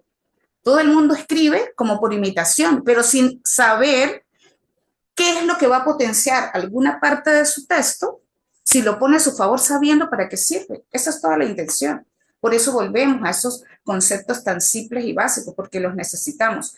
Y de verdad, yo empecé a hacer esto en los talleres, porque desde hace tiempo, sobre todo en los festivales de poesía, las ferias del libro y todo esto a los que me invitan a mí como escritora, en cualquier parte del mundo, no solamente en Venezuela, en cualquier parte del mundo, he notado que mucha gente no sabe para qué utiliza, o sea, por qué están utilizando un recurso literario pensando que están haciendo un efecto y resulta que no es el efecto que están haciendo. Y le estoy hablando de escritores que invitan también a esos eventos. Entonces a mí sí me parece importante que tengamos claras las cosas por completo y desarrollar o sea, un conocimiento en ese sentido para poder trabajar en función de eso. Vamos a hacer un ejercicio, pero no es ese. Por favor, baja un momento. Faltó la simpleza. Ah, perdón. Sí, ya me lo La simpleza, que se traduce en estructuras sencillas de pocos personajes mínimamente caracterizados, en ambientes esquemáticos que se describen a medida que se necesitan en la trama. Ok. Baja porque no estoy segura si en este fue que coloqué el... Ajá. Vamos más abajo, por favor. Porque es que el otro lo voy a usar para el final. Bien, tenemos este texto que se llama Final para un cuento fantástico, que dice, qué extraño, dijo la muchacha avanzando cautelosamente, qué puerta más pesada. La tocó al hablar y se cerró de pronto con un golpe. Dios mío, dijo el hombre, me parece que no tiene picaporte del lado de adentro. ¿Cómo? Nos han encerrado a los dos. A los dos no, a uno solo, dijo la muchacha. Pasó a través de la puerta y desapareció. Este cuento aparece en una de las publicaciones que hacían Borges con Bioy Casares, de cuentos breves y extraordinarios, y aparece firmado por I.A. Ireland, y resulta que ese señor, a ese señor nadie no lo conocía, un supuesto ser, nació en 1919, pero que lo único que les descubrieron haber escrito es esto, y resulta que al parecer era uno de los heterónimos de Borges, que solía hacerlo con mucha facilidad, pero nunca se aclaró. ¿Qué vamos a hacer ahora? Este va a ser el inicio de un cuento que ustedes van a terminar. Les voy a dar, ¿cuánto tiempo tenemos? A las 2:15. Sí, 15 minutos. Este va a ser el comienzo. Y cuando termina, pasó a través de la puerta y desapareció, comienza la versión de ustedes. En 15 minutos nos vemos.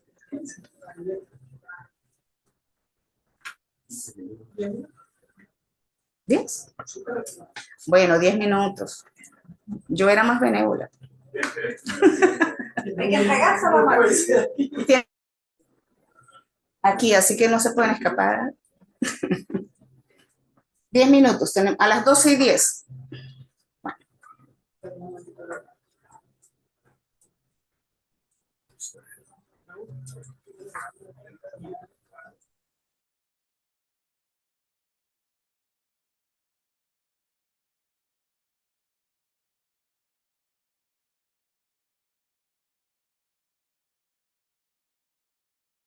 Déjennos el cuento aquí, por favor.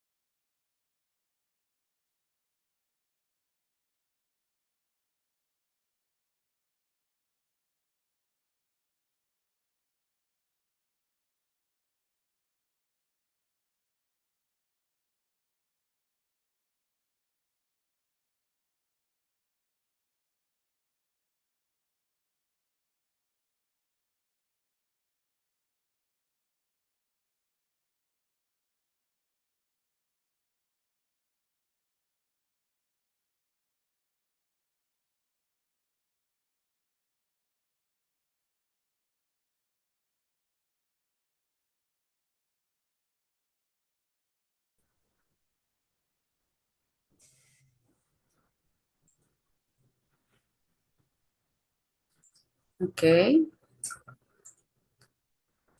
Ah, ya alguien envió por el chat. Bien, pero entonces vamos a leerlo por el orden. Joiner fue el primero que dijo listo, luego Laura, luego María. Ok. Luego, si quieres van escribiendo después ahí para ver cuál va a ser el orden de los que quieran leer. Bien. Ok, Rafael, vamos a ir en ese orden. Comenzamos con Joiner, por favor.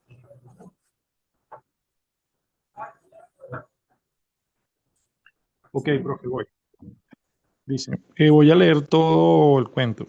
Sí. Qué extraño, dijo la muchacha, avanzando cautelosamente. ¿Qué puerta más pesada? La tocó al hablar y se cerró de pronto, como un golpe. Perdón, con un golpe. Dios mío, dijo el hombre, me parece que no tiene picaporte del lado de adentro. ¿Cómo nos... Ya, lo que pasa es que lo escribí y déjeme, ya, que no me entiendo mi misma letra. ¿Cómo nos ha encerrado a los dos? Ahora sí.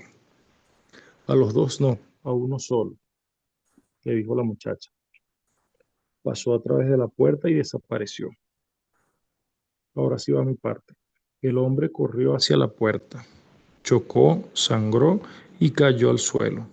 Lo intentó de nuevo y esta vez sí logró atravesarla.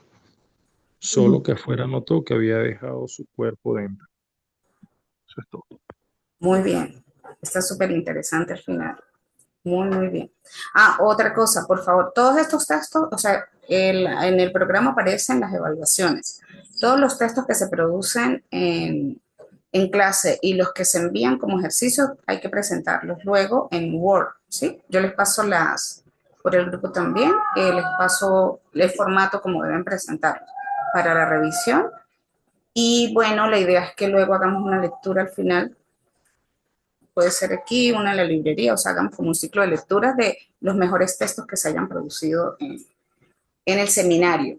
Por favor, a partir de ahora, leen solo la parte que ustedes escribieron, porque ya tenemos como el contexto del comienzo. Laura. El hombre se preguntaba cómo salir de allí y llamaba a gritos a la muchacha. Oye, ¿puedes venir? Ayúdame a salir. Pero también pensaba, me habré imaginado que la vi, podrá regresar. Y la muchacha tras la puerta reía sin parar. El hombre se quedó atónito. Minutos después se abrió lentamente la puerta, pero la muchacha no estaba. Muy bien. Muy bien. Me gustan los finales. Y viene ahora María. Ok. El hombre se puso pálido, como si la sangre huyera de su cuerpo. Todo empezó a darle vueltas. En busca de un apoyo, se recostó de la puerta y súbitamente él también desapareció, dejando solo el eco de un grito de terror. Ok. Me gusta. Pero ¿sabes qué? Yo lo dejaría hasta desapareció. Yo lo dejaría hasta él también desapareció porque lo demás es como una especie de explicación y creo que no le hace falta. Ok, gracias. Lo tomaré en cuenta. ¿Me oyen? Sí, viene Victoria. ¿Me oyen? ¿Quién viene ahí? Perdón para ver el orden. Rafael Pernía. Continúo. ¡Ey, devuélvete! Gritó él desde el aposento. Ella, en cambio... Perdón, no te entendí. ¿Me escuchan bien? Sí. Sí. Vuelvo. ¡Ey, devuélvete! Gritó él desde el aposento. Ella, en cambio, parecía no escucharlo. Tenía tiempo que no lo hacía. Ya no recordaba su voz. Esa de aquel hombre de quien se enamoró. Solo eran gritos y este era uno más. ¿Me devuelvo? ¿Le abro? Pensó. No, no, no le voy a abrir. Que se quede ahí, mientras daba pasos más precipitados. ¡Ábreme! Escuchaba cada vez más bajo, más distante. ¡Ábreme, por favor! Escuchó por última vez. Fue un sonido casi inaudible. Al salir de allí, se cerró la última puerta, y ésta tampoco tenía picaporte, pero fue su salvación. Ok. Me gusta como la continuidad, pero siento que está muy largo, o sea, como que se están explicando mucho cada uno de los pasos que se pueden sintetizar. Vamos a jugar un poco a como ingeniarnos con menos palabras, cómo mantener el estilo, el eco de lo que estás proponiendo, pero sí como ser más puntual. Bien, gracias, Rafael. Viene ahora Sara. Ay, es Sara Pérez, ella es de la ULA. Ella fue una de las ganadoras del concurso de Peter Pan, que por cierto no le he dado certificado. Hola. No, es que no me firmaron los de la ULA, el profesor no me ha firmado el certificado. Sara, para que sepas que no, que sí me acuerdo. Qué pena. Tranquila. ¿Sí se me escucha? Sí. Sí, adelante. Bueno, continúo. A los dos no, a uno solo, dijo la muchacha. Pasó a través de la puerta y desapareció. El hombre observó la figura de la mujer irse. Al instante, un estruendo sonó. El cuerpo yacía a su lado. Ok. Me parece que está bien. Lo único es que digo, si ella ya cruzó, el ver, o sea, como que veas la silueta, ya no es posible porque ella ya no está ahí, como revisar eso, o sea, la continuidad. Es lo único. Era como, la idea era como que se estaba yendo, era su alma. Por eso fue el cuerpo el que se cayó y quedó en el suelo. Listo, listo. Bien. Bueno, igual pues hay algunos que uno tiene que leer como 2 veces o varias. ¿Sí? Chévere. Y luego viene... ¿Qué? Alejandra.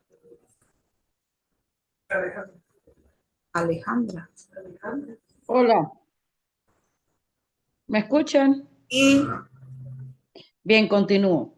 Se deslizó por el tobogán sonriente mientras su corazón estaba a plenitud y satisfecho porque al fin era libre. Era libre. Muy bien. Chévere. Ahí vamos delineando los finales. Ahora viene Victoria, ¿sí? Hola, ¿me Hola. escucha? Y Victoria. Bueno, el mío dice, después de fumarse tras la puerta, la muchacha suspiró. Entonces se volteó y comentó al resto de sus compañeros que la miraban asustados. Listo, no vayan a entrar ahí. Otra vez se escapó uno de los que se cree vivos y no vaya a ser que se nos contagie de esa horrible vitalidad. Ok, está interesante. También la propuesta. Gracias. Viene Nazaret. Hola, ¿me Hola. escuchan? Yo tengo de verdad problemas con la... Ajá. Pasó a través de la puerta y desapareció. Él, al verse oscuras, lo supo. De pronto su cuerpo se aguzó. Empequeñecía vertiginosamente. Abrió de nuevo los ojos y vio, al fondo, el viejo túnel de luz. Había llegado al reverso de la puerta. Ok. Bueno, hay varias propuestas allí, ¿no? Bien. Nazaret. Luego viene Daniela. Hola, ¿se me escucha? Sí, perfecto.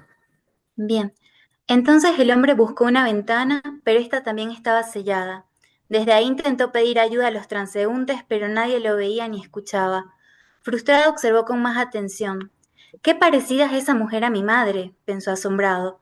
Juraría que ese señor es mi abuelo Alberto, exclamó. Sin aliento y en la ausencia de sudor se dijo, debo estar muerto, y atravesó el muro. Ah, la conciencia, ¿no? Cuando se da cuenta ocurre. Hay una parte, el de Chuo Gil y las tejedoras, que comienza, que me encanta y que es aplicable aquí cuando dice, que también lo dice Andrés Eloy Blanco, cuando dice, vamos a ver, el Chuo Gil dice, esta no es sino una voz, estas no son sino unas voces, voces que cantan, voces que evocan, voces que al nombrar hacen de la gente y de las cosas otra gente y otras cosas. Cuando una voz dice agua, crea el agua. Cuando una voz dice te voy a matar, crea la muerte. O sea, hasta que no se nombra o se hace conciencia, no existe. Y este es el principio de este final. Es como la médula de este final. Ajá, y que Andrés Eloy Blanco dice, porque el que dice, no hay hombre que supere a la versión que de ese hombre da la mujer que lo quiere. No existe mujer tan bella, tampoco mujer tan pura como la que se figura el hombre que piensa en ella. Sí, o sea, es el hecho de hacer consciente la supuesta verdad, lo que sea, el principio lo activa. Era Daniela, ¿sí? Ahora venimos con José Javier. Hola, ¿me escuchan? Sí. Bien. Bueno, el hombre se quedó paralizado. Recordaba que era una habitación sin ventanas, iluminada por una única bombilla de luz pálida. Paredes de piedra gris y desnuda. Excepto por la puerta, no había nada más. De repente se acordó de Harry Potter en la estación de tren. Necesitaba seguir a la muchacha. Lo último que recuerda es una punzada inmediata y fuerte en la frente, seguida por un dolor sordo y palpitante que se extendió por toda la cabeza. Ok, bueno, ahí está utilizando el intertexto. Ahí solo siento que está sobreadjetivando un poquito, o sea, que las imágenes, por ejemplo, era sordo y fuerte, algo creo. O sea, sobre todo en el microtest, en los microrelatos, en este tipo de experiencias, tenemos que tener mucho cuidado de los adjetivos y de los adverbios de modo. O sea, tenemos que una imagen lo más pulida, simple y sencilla que se pueda, siempre. ¿Sí? Por ejemplo, cuando nosotros, bueno, ya lo decía Cortázar cuando él dice que la novela se gana en varios rounds y el cuento por knockout. Yo creo que el micro relato es como tú tienes una sola oportunidad para meter la bala en el corazón, ahí. Entonces tiene que ser una cosa potente e inmediata, pum, ¿sí? Lo más posible. Entonces cuando a veces describimos mucho, pues se puede perder un poquito como el giro que le queremos dar. Y eso lo podemos hacer con una novela o con un relato largo, sí, para otros fines. Largo aliento. Exacto, algo de más largo aliento. Luego viene, ya se acabaron. Vienes tú. Aló, ¿me escuchan? Sí. Aló, ¿me oyen? Sí. Aló, ¿me oyen? Sí, adelante, Ana, Ana. puedes leer. Ah, muy bien. Buenos días. Buenos días. Participo poco, pero es que he tenido problemas, inconvenientes también con la señal. Ok. Final para un cuento fantástico. Oh, qué horror. Era un espanto. ¿Cómo me pudo pasar esto a mí? Ay, no, qué horrible. ¿Y qué hago ahora? ¿Cómo salgo de aquí? Y yo que sufro de claustrofobia. Maléficos. ¿Cómo es esto posible? Por favor, alguien que me ayude. Benditos espantos que me siguen y me persiguen. Y yo que me quedé viéndola, tan bella la muchacha. Pero atravesó la puerta. Uy, qué horror. ¿Quién sería esa chica? Qué miedo, estoy temblando. Nunca me imaginé vivir esto que me acaba de suceder. Y eso que me gusta escribir y ver películas de miedo. Pero vivirlo, sentirlo de verdad, es catastróficamente aterrador. Eso es todo. Bien, gracias. Mira, aquí sobre todo lo que le estábamos comentando ahorita, tenemos que simplificar mucho, mucho, mucho más, porque, por ejemplo, cuando yo digo, bueno, yo que soy claustrofóbico, esas cosas no se explican así. Por ejemplo, tienes que darme una sensación, una figura, una metáfora que me haga sentir que eres claustrofóbico. ¿Sí me entiendes? O sea, tenemos que jugarlo desde la parte de la acción narrativa y quizás no explicarlo tanto, sí, pero lo vamos a ir ajustando, ¿bien? Falto yo. El que falta, porfa. Es que, bueno, los que faltan, porfa, pueden ir colocando ahí para, no sé, quién es. No, es la muchacha que se pasó por otro lado y aquí todos. Es la muchacha, la fantasma. Bueno, Hola. léelo. ¿Cuál es su nombre? ¿Cuál es tu nombre? Jolie. Jolie. Hello. Sí, Jolie. Ah, Jolie. Ah, ok, Jolie. Ah, no soy la muchacha. Ok. Ajá, bueno. Pasó a través de la puerta y desapareció. La muchacha despierta empapada en sudor. ¿Estás bien, mi vida?, dice el hombre sobre la cama. Más nada. Ok. Ahí hay un juego de roles, un cambio de roles. Bien. Sí, es como si fuese, el sueño era de ella y en los sueños, pues, tú puedes volar o lo que sea, despiertas y qué fue lo que pasó. No, tranquila, no te preocupes, no lo expliques porque no. Cuando nosotros publicamos algo, no podemos ir donde cada lector a explicarle lo que quisimos decir. Okay. No se despliega por sí mismo, ¿bien? Bueno, gracias, Jolie. Ahora viene Francisco. La desaparición se convirtió en calma progresivamente. Algo desbordante se transfirió en sutilidad. El encierro de pura Olimpia, la vía directa al infinito. Eso es todo. Hice referencia al cuento de William Blake, la de si las puertas de la percepción fueran depuradas, algo así entendí sobre ese microrrelato. Sí, sí, y es como más existencialista, más como existencialista. Bien, ahora viene Raúl. Ok, decía, la muchacha pasó a través de la puerta y desapareció. Empezó a oler a flores. Los jazmines empezaron a crecer a sus pies y el silencio se volvió sepulcral. Hay dos veces empezó y empezar. Hay que cuidar las acciones. Hay que cuidar las acciones y los verbos, porque recuerden, aquí tenemos que hacer como cuando estamos jugando Scrabble. ¿Han jugado Scrabble? Sí. Que uno tiene lo que tiene ahí, lo mínimo necesario, con eso arma su... Exacto, estratégico por completo. Perfecto. ¿Quién más? Bueno, no todos lo tienen que leer, los que quieran leer, pero... yo. Nuriel. Bueno, el mío dice así. Abre la puerta, Renata. No me gusta este juego, dijo el hombre mientras golpeaba la puerta desesperado con sus puños cerrados. ¡Fuego! ¡Fuego! Sí, claro. Pude encender el fuego. Reía la muchacha mientras del otro lado se escuchaban gritos de dolor. Llena de ira, roja de rabia, Renata abrió la puerta. Ya no había piel, solo había humo. Se consumó la venganza. Se lo merecía. Gracias. Bueno, muy bien. Muy bien. ¿Y ustedes, profes? Ay, tan chingos. Bien. Bueno, chicos, queda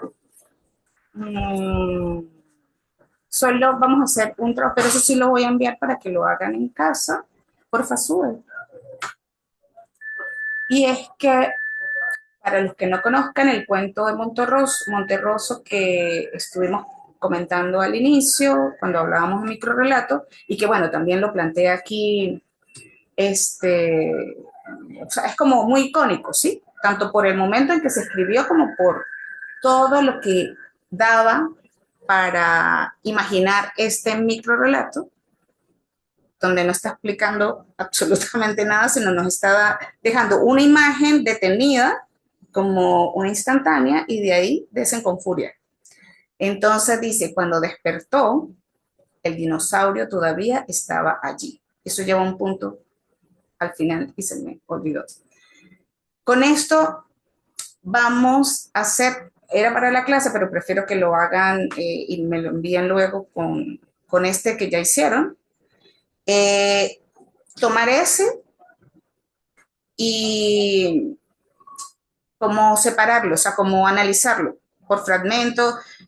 ¿Cuál de estos elementos que hemos trabajado ahorita, que hemos leído del intertexto, explicar de qué forma nos está llevando al universo literario del microcuento el autor? Bien, analizarlo, vamos a analizarlo desde todos los puntos de vista, y eso me lo van a enviar en un texto de Word. ¿Por qué los textos de Word? Cuando a los efectos de corrección, yo siempre cada texto lo señalo con colores, con notas al margen, de qué podemos potenciar, de qué es mejor suprimir, de qué, o sea, de repente proponer, vamos a darle un giro de esta forma, para que tengamos la oportunidad de vivir una experiencia con cada relato desde varias perspectivas, ¿sí? Invitarnos a un reto cada vez distinto y pues la idea es esa, ¿sí? ¿Cómo funciona el tema del seminario en tanto la estructura de la escritura? Ustedes escriben de forma automática en clase, de forma un poquito más elaborada cuando llevan la tarea a casa o cuando llevan la actividad a casa, pero siempre en cualquiera de las dos versiones me tienen que enviar los textos para corregir. Yo les reenvío las cosas, bueno, no corregir, para revisar y proponer, porque eso de corregir suena como muy todopoderoso y afortunadamente no tengo esa fortaleza, sino como observaciones o juegos, plantear juegos, luego se los devuelvo con esas notas y luego se hace una versión final, ¿sí? Ese proceso hay que vivirlo, porque es el proceso de escritura que estamos proponiendo acá, ¿sí? No es decir, ay, bueno, yo lo voy a hacer la primera vez y no voy a hacer más nada. Si ustedes lo quieren dejar como el comienzo, me lo tienen que justificar, ¿sí? El texto no, pero es que yo lo pensé por tal cosa, bueno, o sea, como de forma, van a ser doble función, la función del escritor, pero también la función analítica. Y eso es parte de lo que yo necesito ver en la evolución del seminario. También porque al final los mejores textos de todo lo que se vaya a producir se van a escoger para hacer, nosotros estamos haciendo proyectos de antologías digitales con la Escuela de Escritores, pero también con este proyecto de seminario para la maestría, y la idea es que también podamos tener una sesión de lectura que incluso puede ser abierta al público, cuando ya todo esté pulido, esté bien asentado, cuando ya quedemos en acuerdos. Bien, entonces la idea es que hagamos esto de esa manera. Así que, mi correo y eso.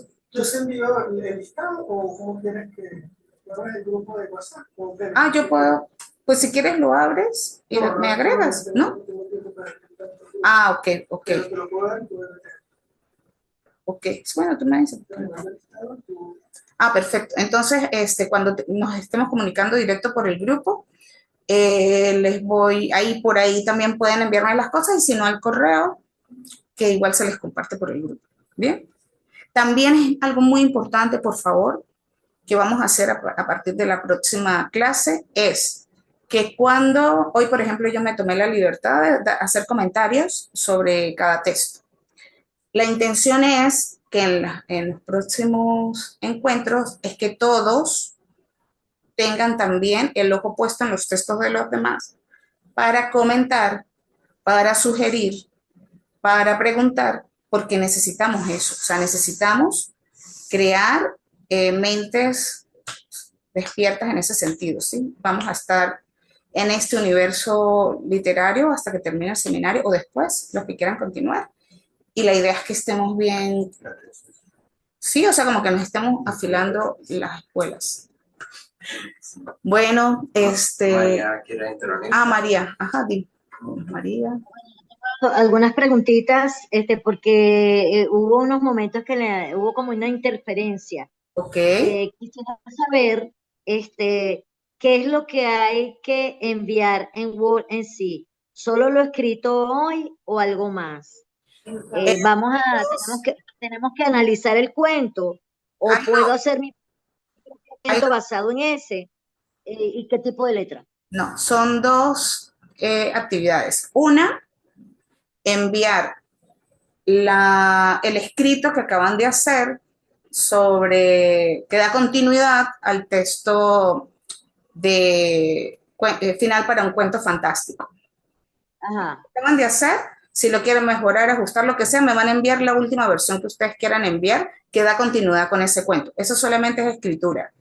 La otra actividad es que del cuento microrrelato de Monterroso, el dinosaurio, lo van a analizar desde qué perspectiva, de los puntos que habíamos visto, cuáles son las características de microrrelato. Igual, por ejemplo, es válido que ustedes digan, ay, bueno, yo leí a otro autor como el de la antología, ¿cómo es que se llama? Edmundo Barragués. Bueno, luego él me va a compartir el material. Lo que les quiero decir es que empecemos a investigar sobre este universo de microrrelato desde el autor que ustedes quieran o la autora que ustedes quieran, desde un crítico literario, desde un teórico sobre este género. Yo valoro mucho la visión de Violeta Rojo, primero porque es venezolana y porque hizo muchísimo por el género en Latinoamérica, es una autoridad en ese tema, pero hay muchas personas que han hablado, han hecho antologías, hay grupos de microrelatos y minificcionistas, sobre todo en Latinoamérica hay un montón, ¿sí? Quiero decir que aquí se ha afianzado, exacto, analizar el dinosaurio de Monterroso, desde todas las características que debe tener un texto de estos géneros, ¿bien? Entonces, eso es por ahora. No sé si tienen alguna pregunta más, algún comentario, alguna curiosidad. Fantástica clase. Gracias. Con gusto. También la pasé muy bien, gracias a ustedes. Bueno.